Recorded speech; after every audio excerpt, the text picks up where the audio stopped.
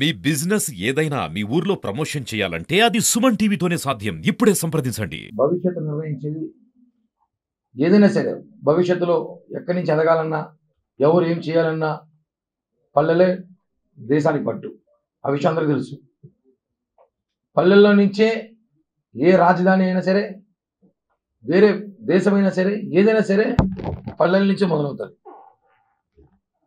పల్లెల మీద ప్రేమ ఉండే నాయకులు ఎన్నుకోవాలని చెప్పి, పల్లెలను అభివృద్ధి చేసే నాయకుడు ఎన్నుకోవాలని చెప్పి మహాత్మా గాంధీ గారు అనేకసార్లు చెప్పేవారు. మనం చూసుంటాం గత ప్రభుత్వంలో పల్లెల్లో ఏం జరిగిందో. రేపులు, మర్డర్లు, మానభంగాలు, హత్యాహత్యాలు, దోపిడీలు, దౌర్జన్యాలు గత ప్రభుత్వంలో జరిగాయి. నిజమైన గాంధీ వారసులు ఎవరైనా ఉన్నారంటే అది మా పవన్ కళ్యాణ్ గారు అని చెప్పి గర్వంగా కాలర్ ఎగరేసుకొని చెప్పగలం మేము.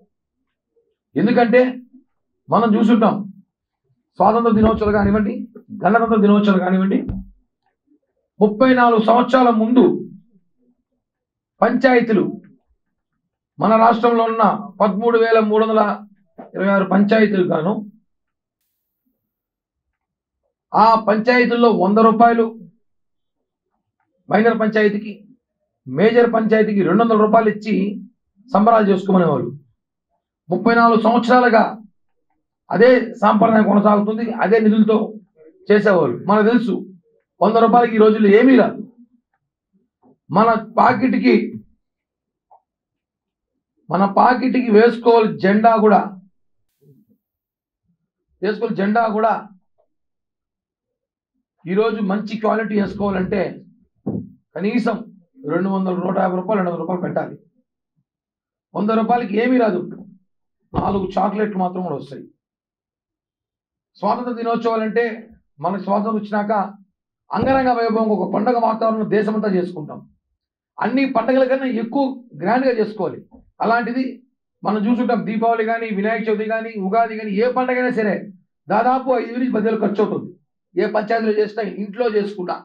అలాంటిది స్వాతంత్ర దినోత్సవ వేడుకల్ని ఘనంగా చేసుకున్న ఆలోచనతో నాకు తెలిసి ఈ భారతదేశంలో ఏ ఒక్క నాయకుడు చేయని నిర్ణయం, ఏ ఒక్క నాయకుడు చేయండి పవన్ కళ్యాణ్ గారు చేసి చూపించారు. కాబట్టి ఆయనకి మేమంతా కృతజ్ఞతలు తెలియజేస్తున్నాం. హ్యాట్సాప్. ఎందుకంటే మైనర్ పంచాయతీకి 10,000, మేజర్ పంచాయతీకి 25,000 చరిత్ర ఇది. ఎవరో చేయండి పవన్ కళ్యాణ్ గారు చరిత్ర చూసి చూపించారు. అందుకే చెప్పింది మా ప్రభుత్వం అధికారం రాగానే పల్లెల రూపురేఖలు మారుస్తాం, పల్లెల భవిష్యత్తు మారుస్తాం, రాష్ట్రాన్ని రూపురేఖలు మారుస్తాం, అభివృద్ధి చేసి చూపిస్తాం అని ఈరోజు గ్రామీణాభివృద్ధి పంచాయతీరాజ్ మంత్రిగా ఉన్న పవన్ కళ్యాణ్ గారు ఆయన ఆధ్వర్యంలో మొట్టమొదటి స్వాతంత్ర దినోత్సవ వేడుకల్ని ఘనంగా జరుపుకోవాలని ప్రభుత్వాన్ని దగ్గర నుంచి జీవో విడుదల చేశారు. ఇది గర్వించాల్సిన విషయం. ఆంధ్ర రాష్ట్రాన్ని చూసి గర్వించాల్సిన విషయం. ఎందుకంటే 10,000 రూపాయలు మైనర్ పంచాయతీకి, 25,000 రూపాయలు మేజర్ పంచాయతీలకి సంబరాలు చేసుకోమని చెప్పి వాళ్ళకి శాంక్షన్ చేశారు. ఇప్పుడు మనం ఈ సంవత్సరం ఇంక 2 రోజులు రాబోయే వేడుకల్లో చాలా అంగరంగ వైభవంగా జరుపుకోబోతున్నారు. అంగరంగ వైభవంగా జరగబోతుంది. 10,000, 25,000తో చాలా భోజనాలు పెట్టచ్చు, పిల్లలతో గేమ్స్ ఆడించు, రకరకాల ప్రయత్నం చేయొచ్చు. కాబట్టి పవన్ కళ్యాణ్ అనే వ్యక్తి రాజకీయాల్లో ఉన్నప్పుడు, అధికారంలో ఉంటే ఎలా ఉంటుంది అని ప్రజలకు తెలియజేయడానికే ఈ యొక్క నిర్ణయం చూపించారు. ఇది ఒక శాంపుల్ మాత్రమే. ఇంకా పోను పల్లెల్లో, పట్టణాల్లో ఆయన తీసుకున్న శాఖలు కానివ్వండి, ప్రతిదీ కూడా అభివృద్ధి తీసుకెళ్ళడానికి పవన్ కళ్యాణ్ కృషి చేస్తారు. ఈ విషయాన్ని ఈ ప్రెస్ మీట్ ద్వారా రాష్ట్ర దేశ ప్రజలు, ప్రతి పంచాయతీలో ఉన్న ప్రజలు, సర్పంచులు అందరూ తెలుసుకోవాలి. మీకందరికి విముక్తి వచ్చింది.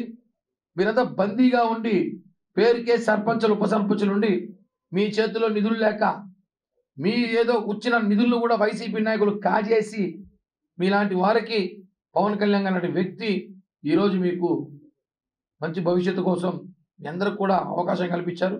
కాబట్టి ఈ సంవత్సరాన్ని మీరందరూ కూడా కళ్యాణ్ గారు ఆశించినట్టు అంగరంగ వైభవంగా జరుపుకుంటారని చెప్పి కూడా మనస్ఫూర్తిగా కోరుకుంటూ పవన్ కళ్యాణ్ గారికి తిరుపతి జనసేన పార్టీ తరఫున పవన్ కళ్యాణ్ గారికి మనస్ఫూర్తిగా కృతజ్ఞతలు తెలియజేస్తున్నాం. ఎందుకంటే ఇంత పెద్ద నిర్ణయాన్ని ఆయన తీసుకొని ప్రభుత్వం దగ్గర నుంచి ఈ జీవో రిలీజ్ చేసినందుకు ధన్యవాదాలు. కర్మ రిటర్న్స్, కర్మ ఎవరు వదలదు.